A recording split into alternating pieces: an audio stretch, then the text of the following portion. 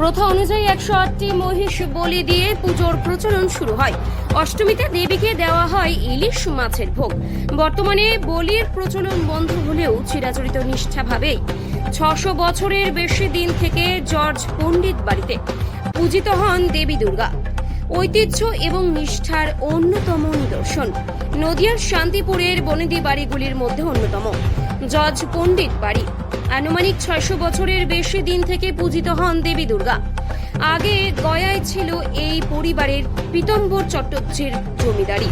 তারপর সেখান থেকে নদিয়ার শান্তিপুরে আসার পর আবারও পুজোর প্রচলন হয়, যদিও তাদের এই জমিদারি পরবর্তীতে আর থাকে না।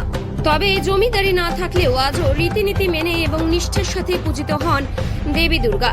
দেবী এখানে পূজিত হন তন্ত্রমতে।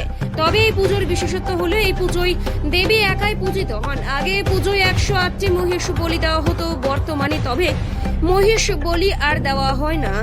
তার পরিবর্তে আখ, চাল কুমড়ো, কলা ইত্যাদি ফল বলি দেওয়া হয় দেবীর চরণে। ভোগেও রয়েছে বিশেষ নিয়ম। সপ্তমী থেকে শুরু হয় দেবীর ভোগ। অষ্টমীতে দেবীকে দেওয়া হয় ইলিশ মাছের ভোগ। নবমীতে কচুর শাক, কলার বড়া। তবে নবমীর ভোগ দশমীতে পান্তা হিসেবে দিয়ে মায়ের আরাধনা করা হয়। দেখেছেন যে মোষবলির হাড় কাটটা আছে, এই মুহূর্তে আমরা কিন্তু মোষবলি করছি না। এখন সেটা পাঁঠা বলি আছে, কিন্তু পাঁঠা বলি আগে যেরকম র্যান্ডামলি বলি হয়ে যেত, অ্যাকচুয়ালি সেটাকে যতটা কম করে করা যায় সেই চেষ্টাই করি।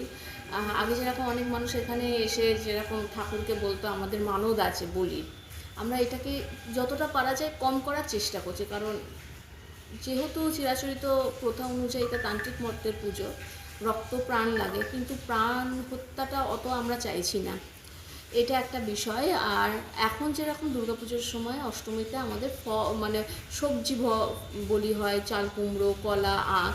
আগে এই সময়টা কিন্তু আমাদের মাঠা বলি হতো। আচ্ছা, মায়ের ভোগে কি বিশেষত্ব থাকে? মায়ের ভোগের বিশেষত্ব হচ্ছে সপ্তমীতে আমাদের মায়ের নিরামিষ ভোগ যায়।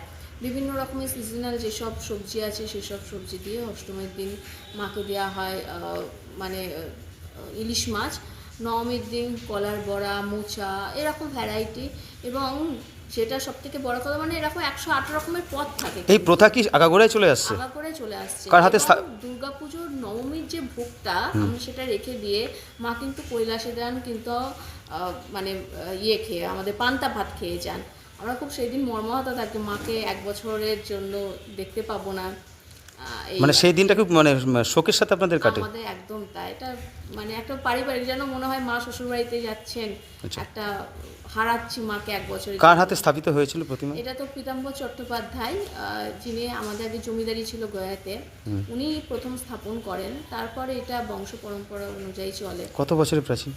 আমি তো জন্মলগ্ন থেকে শুনে যাচ্ছি এটা যে 500 বছরের প্রাচীন। তার রীতিনীতি কি একইভাবে চলে আসছে? রীতিনীতি একই রকমভাবে চলে আসছে। আচ্ছা, এখন এই যে পুজোর যে এত কিছু জোগাড় এবং যে আড়ম্বর, এটা কিভাবে সম্ভব করেন আপনারা? এইটা তো অ্যাকচুয়ালি আমাদের তো আগে তো আপনাদের বললামই যে আমাদের জমিদারি ছিল, জমিদারি থেকে আগে আসতো। এখন সেই জমিদারিটা নেই। এবং তার পাশাপাশি যেটা হয়েছে, আমার দাদু স্বর্গীয় হাজরিলাল চট্টোপাধ্যায় মারা যাওয়ার পর জমিদারিটা চলে যায় বাড়ির তার উত্তরসূরিরা, হাজরিলাল চট্টোপাধ্যায় উত্তরসূরিরা এবং আরও যারা বাড়ির সব মেম্বাররা আছেন, প্রত্যেকে এক হয়ে আমরা এটাকে এগিয়ে নিয়ে যাই। জজবাড়ি নামটা কেন উঠে আসে? এটা তো অ্যাকচুয়ালি হচ্ছে আপনাকে বলা হলে এই জজবাড়ি তর্কবাগীশ লেন। তর্কটা হচ্ছে আমাদের ইংরেজ আমলে আর কি, তর্ক করে এই উপাধিটা নেওয়া হয়েছিল।